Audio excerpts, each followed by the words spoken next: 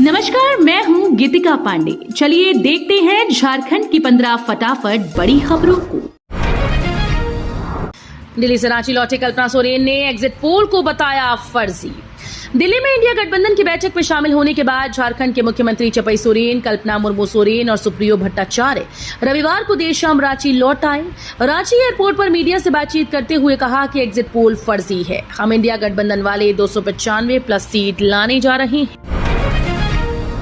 CM चपई Soren का दावा, झारखंड में जीतेंगे 10 से अधिक सीट। लोकसभा चुनाव 2024 का मतदान शांतिपूर्ण ढंग से संपन्न हो गया, जिसके बाद विभिन्न टीवी चैनल्स में एग्जिट पोल जारी कर दिए गए। इसके मुताबिक एनडीए एक फिर से प्रचंड बहुमत के साथ सरकार में वापसी करने वाली है। हालांकि विपक्ष ने इस एग्जिट पोल को सिरे से खारिज कर दिया है। इस बीच झारखंड मुख्यमंत्री चपई सोरेन ने भी एग्जिट पोल पर अपनी प्रतिक्रिया देते हुए इसे गलत बताया। झारखंड में 21,000 लोगों को मिलेगी नौकरी, अंतिम चरण में सरकार की तैयारी। झारखंड के युवाओं के लिए राहत की बड़ी खबर है। राज्य सरकार निजी क्षेत्र में 21,000 युवक युवतियों को नौकरी देने की तैयारी कर रही है। श्रम नियोजन, प्रशिक्षण और कौशल विकास विभाग इसे लेकर राष्ट्रीय और अंतर्राष्ट्रीय कंपनीज के साथ बातचीत कर रहा है, जो कि अंतिम चरण में। नशे के सौदागरों के खिलाफ चाईबासा पुलिस की बड़ी कार्रवाई, 3 करोड़ से अधिक का डोडा जब्त। पश्चिमी सिंहभूम के चाईबासा में पुलिस ने नशे के कारोबार पर बड़ी कार्रवाई की। पुलिस ने टोबो थाना क्षेत्र के चाकी नदी के किनारे 2100 किलो डोडा बरामद किया। दरअसल ये डोडा तस्करी करने के लिए जंगल की झाड़ियों में छिपा कर रखा गया था। इस मामले में पुलिस ने अज्ञात अपराधियों के खिलाफ टोबो थाने में मामला दर्ज किया है।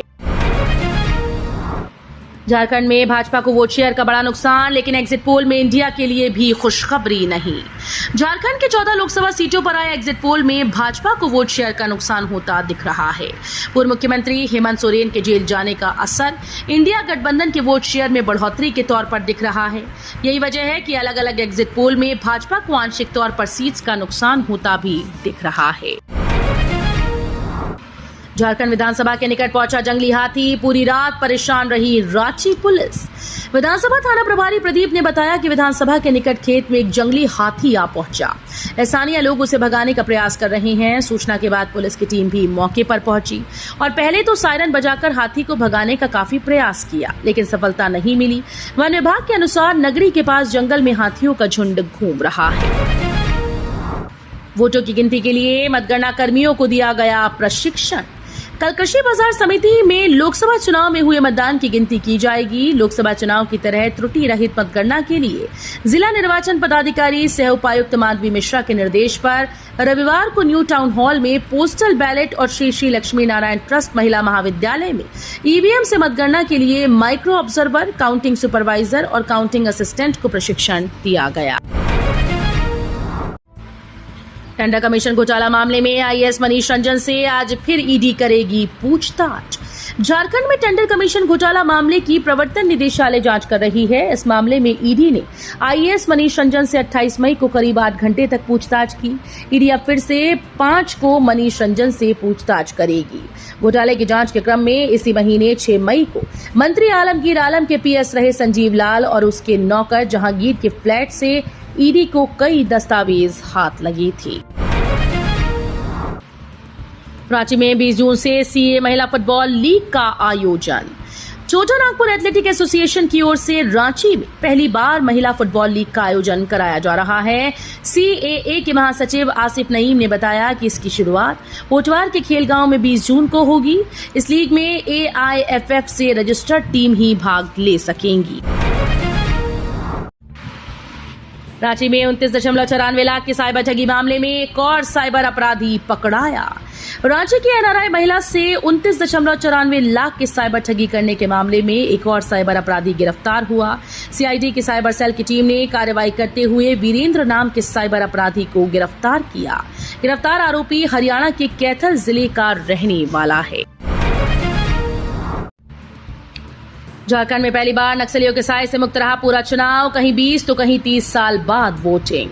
झारखंड में 14 लोकसभा सीटों के लिए शांतिपूर्ण तरीके से 4 चरणों के चुनाव संपन्न हो गए। वोट नक्सल प्रभाव वाले इलाकों में भी जहां वोट बहिष्कार की गूंज के बीच लोकतंत्र की स्याही सूख रही थी, वहीं बंदूक के साए में लोकतंत्र सिसकता था। नक्सल उन्मूलन के बाद वहां लोकतंत्र गुलजार हुआ। साल 2024 के लोकसभा चुनाव में पहली बार बूढ़ा पहाड़ जैसे माओवादियों के गढ़ में जमकर वोटिंग हुई। राजधानी एक्सप्रेस में फैली आग लगने की अफवाह, धुआं देख यात्रियों में मचा हड़कंप। दिल्ली रांची राजधानी एक्सप्रेस में आग लगने की अफवाह पर यात्रियों में हड़कंप मच गया। घटना सुबह 3:04 पर बिहार के रफीगंज स्टेशन के पास की है। 90 से 100 किलोमीटर प्रति घंटे की गति से दौड़ रही ट्रेन में इस अफवाह के बाद इसकी सूचना ट्रेन स्टाफ को दी गई।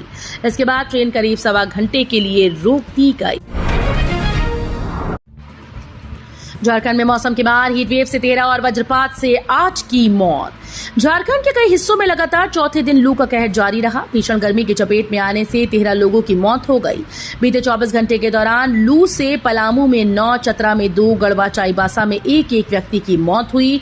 वहीं मौसम खराब होने की वजह से वज्रपात के दौरान भी 8 लोगों की जान गई। विश्व साइकिल दिवस पर वियतनाम में रांची के साइक्लोपीडिया ग्रुप ने की 664 किलोमीटर की साइकिल यात्रा। हर वर्ष विश्व साइकिल दिवस मनाया जाता है। इस उपलक्ष्य में साइक्लोपीडिया ग्रुप के 8 सदस्यों ने साउथ ईस्ट एशिया साइकिलिंग अभियान के तहत वियतनाम में 664 किलोमीटर की यात्रा तय की। इन्होंने 26 मई को हनोई शहर से अभियान शुरू किया था। पीएम किसान की 17वीं किश्त का किसानों को बेसब्री से इंतजार। 4 जून के बाद आएंगे पैसे। 4 जून यानी मंगलवार को आम चुनाव के नतीजे आने वाले हैं। इस कड़ी में देश के किसान भी प्रधानमंत्री किसान सम्मान निधि की योजना की अगली किश्त का बेसब्री से इंतजार कर रहे हैं। माना जा रहा है कि प्रधानमंत्री किसान सम्मान निधि योजना की 17वीं किश्त 4 जून के बाद किसानों के खाते में आ सकती है। प्रधानमंत्री किसान सम्मान निधि योजना की अगली किश्त जून के पहले हफ्ते में जारी होने की उम्मीद की जा रही है। तो ये थी आज की बड़ी खबरें। अगर आपको न्यूज पसंद आई हो तो वीडियो को लाइक और शेयर करना बिल्कुल न भूलें।